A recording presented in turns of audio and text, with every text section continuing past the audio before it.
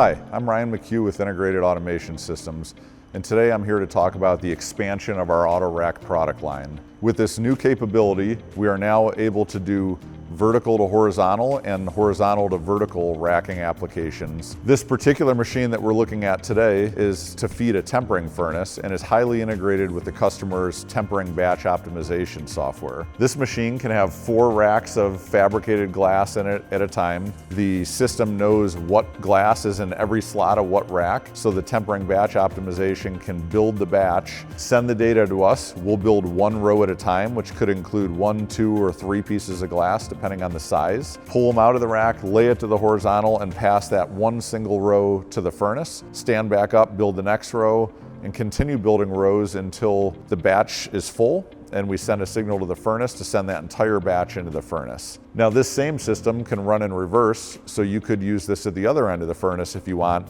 Receive glass out of the furnace, stand it up to the vertical, and slot it into a cart.